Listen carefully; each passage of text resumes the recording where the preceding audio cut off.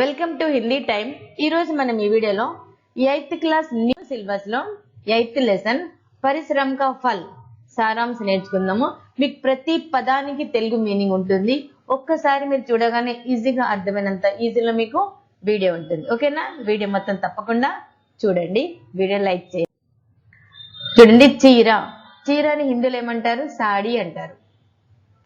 చీర నేయడం అంటే సారీ బోందునా అంటారు, సారీ బనానా అంటారు, సాడీ బనానా అంటారు. ఇది గుర్తుపెట్టుకోండి. చీర అంటే హిందీలో సాడీ. చూడండి, ఒక్కొక్క పదానికి మీకు తెలుగు మీనింగ్ ఉంటుంది. జాగ్రత్తగా వినండి, మీకు అప్పుడు ఈజీగా అర్థమవుతుంది సారాంశం. किसी एक गांव में एक जुल्हा रहता था. किसी एक गांव में एक जुल्हा रहता था అనేది ఉంది. ఒక గ్రామంలో, మే అంటే లో, బట్టలు నేసే కళాకారుడు ఉండేవాడు. జుల్హా అంటే బట్టలు నేసేవారు. బట్టలు నేసేవారిని హిందీలో జుల్హా అంటారు. ఒక గ్రామంలో బట్టలు నేసేవాడు ఉండేవాడు అని ఉంటది. అంతే. కళాకారుడు అనేది హిందీలో ఇవ్వలేదు, కానీ తెలుగులో ఉంది. కళాకారుడు ఉండేవాడు. ఒక గ్రామంలో బట్టలు నేసేవాడు ఉండేవాడు. उसके द्वारा बुने कपड़े बहुत ही मशहूर थे. అతని ద్వారా నేయబడిన బట్టలు చాలా ప్రసిద్ధి చెందినవి. ఉస్కే ద్వారా అంటే అతని ద్వారా, బునే కపడే అంటే నేయబడిన, కపడే అంటే బట్టలు, బహుత్ హీ అంటే చాలా, మష్హూర్ థే ప్రసిద్ధి చెందినవి. అతని ద్వారా నేయబడిన బట్టలు చాలా ప్రసిద్ధి చెందినవి. उसके కస్తూరి నామక్ ఏక్ బేటీ థీ. ఉస్కో వస్తది లేదా ఉసే అని వస్తది. కస్తూరి నామక్ ఏక్ బేటీ థీ. అతనికి కస్తూరి అని పేరు గల ఒక అమ్మాయి ఉండేది. బుద్ధిమాన్ ఔరు చుస్తు థీ లేదా చతుర్ థీ అంటారు. యాక్టివ్ గా ఉండే వాళ్ళని చుస్తూ అంటారు. చతుర్ అంటే తెలివైన వాళ్ళు. ఓకేనా? అమ్మాయి ఎలాంటి చాలా తెలివి గలది. అతని కుమార్తె కస్తూరి చాలా తెలివైనది, చురుకైనది. తెలుగు మీనింగ్ చూడండి. అతని కుమార్తె కస్తూరి చాలా తెలివైనది, చురుకైనది. హిందీలో చూడండి. ఉస్కే కస్తూరి నామక్ ఏక్ బేటీ థీ జో బుద్ధిమాన్ ఔర్ చుస్తు థీ.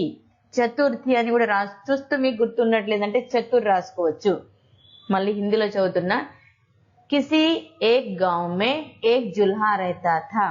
किसी एक गांव में एक जुल्हा रहता था. उसके द्वारा बुने कपड़े बहुत ही मशहूर थे. उसके द्वारा बुने कपड़े बहुत ही मशहूर थे. उसको कस्तूरी नामक एक बेटी थी जो बुद्धिमान और चतुर थी, चुस्त थी. उसको कस्तूरी नामक एक बेटी थी जो बुद्धिमान और चुस्त थी. उसको कस्तूरी नामक एक बेटी थी जो बुद्धिमान और चुस्त थी. पिता की बुनाई की कला ने उसे आकर्षित किया. वो भी साड़ी बुनना सीखने लगी. पिता की बुनाई की कला ने उसे आकर्षित किया. वो भी साड़ी बुनना सीखने लगी. తండ్రి కళ చూసి ఆకర్షితురాలైన ఆమె కూడా, ఓ భీ అంటే ఆమె కూడా చీర నేయడం నేర్చుకోసాగింది. చూడండి, పితాకి కళ అంటే తండ్రి కళ, బునాయికి కళనే ఉసే అంటే చూసి ఆమె, ఆకర్షిత్ కియా ఆకర్షితురాలైంది, ఓ భీ అంటే ఆమె కూడా, సాడీ బున్నా సీఖ్నే లగి ఆమె కూడా చీర నేయడం కొనసాగింది అని. హిందీలో చదువుతున్న వినండి, తెలుగులో మీరు చదువుకోండి, మీకు ఈజీగా అర్థమవుతుంది. పితాకి బునాయికి కళనే ఉసే ఆకర్షిత్ కియా. పితాకి బునాయికి కళనే उसे आकर्षित किया. पिता की बुनाई की कला ने उसे आकर्षित किया. वह भी साड़ी बुनना सीखने लगी। वह भी साड़ी बुनना सीखने लगी। वह भी साड़ी बुनना सीखने लगी। अधिक समय तक काम करने से पिता बीमार पड़ा। అధిక్ సమయ తక్ అంటే ఎక్కువ సమయం వరకు పని చేస్తూ ఉంటే వాళ్ళ నాన్నగారి హెల్త్ పాడైపోయింది. అధిక్ సమయ తక్ అంటే ఎక్కువ సమయం వరకు, కామ్ కర్తే రహనే సే పని చేస్తూ ఉండడం వలన, పితా బీమార్ పడా వాళ్ళ నాన్నగారు హెల్త్ పాడైపోయింది, జబ్బు పడ్డారు అంటారు. కుటుంబ కా భార్ కస్తూరి और उसकी मां पर పడా. కుటుంబం యొక్క భారము కస్తూరి వాళ్ళ మదర్ పైన పడింది. अधिक समय तक काम करने से पिता बीमार पड़ा. अधिक समय तक काम करने से पिता बीमार पड़ा. तो कुटुंब का भार कस्तूरी और उसकी मां पर पड़ा. कुटुंब का भार कस्तूरी और उसकी मां पर पड़ा. తండ్రి జబ్బు పడడంతో, అంటే తండ్రి ఎక్కువ సమయం పని చేయడం వలన జబ్బు పడడంతో కుటుంబ భారం అంతా కస్తూరి వాళ్ళ అమ్మగారి మీద పడింది. अपनी पढ़ाई जारी रखते हुए कस्तूरी कपड़े बुनने में माता की सहायता करने लगी. अपनी पढ़ाई जारी रखते हुए कस्तूरी कपड़े बुनने में माता की सहायता करने लगी. తన చదువుతో పాటు అమ్మాయి కస్తూరి బట్టలు నేయడంలో వాళ్ళ తల్లికి సహాయపడింది అని.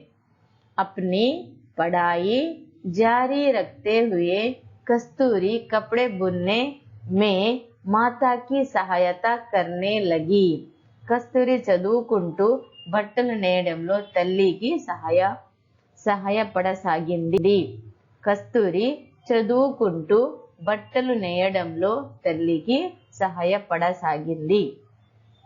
पढ़ाई पूरी होने के बाद वो डिप्टी कलेक्टर बनी.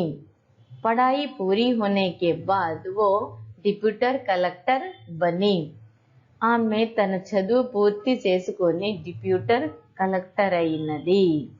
ఆమె తన చదువు పూర్తి చేసుకొని డిప్యూటీ కలెక్టర్ అయినది. హిందీలో చదువుతున్న వినండి. अपनी पढ़ाई जारी रखते हुए कस्तूरी कपड़े बुनने में माता की सहायता करने लगी. पढ़ाई पूरी होने के बाद वो डिप्टी कलेक्टर बनी. पढ़ाई पूरी होने के बाद वह डिप्टी कलेक्टर बनी.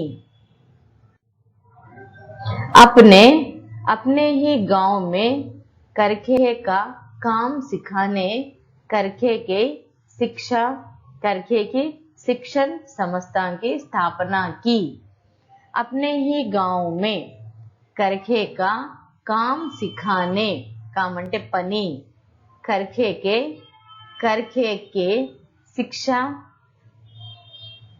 की शिक्षण संस्था की स्थापना की. इस प्रकार वो अपने गांव की ही नहीं बल्कि देश भर के युवकों के लिए प्रेरणा का स्रोत बन गई. इस प्रकार అంటే ఈ విధంగా वो अपने गांव की ही नहीं, ఊర్లోనే కాకుండా, बल्कि देश भर के युवकों के लिए प्रेरणा का स्रोत बन गई.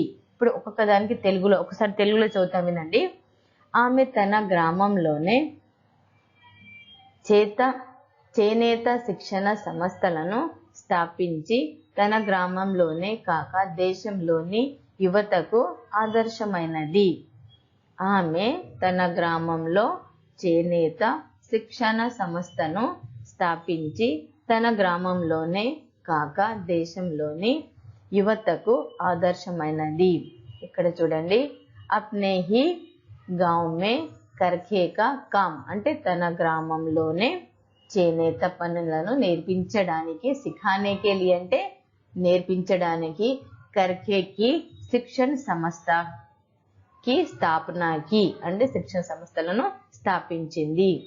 ఇస్ ప్రకార్ అంటే ఈ విధంగా, ఇస్ ప్రకార్ ఈ విధంగా, ఓ అప్నే గావ్ కి హీ నహి అంటే గ్రామంలోనే కాకుండా బల్కే దేశ్ భర్కే మొత్తం దేశంలో యువకం కే లియే ప్రేరణగా స్రోతక్ బన్ గయి అంటే యువత మొత్తానికి ఆదర్శమైనది. వీడియో లైక్ చేయండి, షేర్ చేయండి. మీకు ఏమైనా డౌట్స్ ఉంటే కామెంట్ సెక్షన్ లో కామెంట్ చేయండి. మీకు తెలిసిన 8th క్లాస్ చదివే స్టూడెంట్స్ ఎవరన్నా ఉన్నా సరే దయచేసి వీడియోని వాళ్ళకి పంపించండి. ఓకేనా? చూస్తూనే ఉండండి హిందీ టైం. Thank you.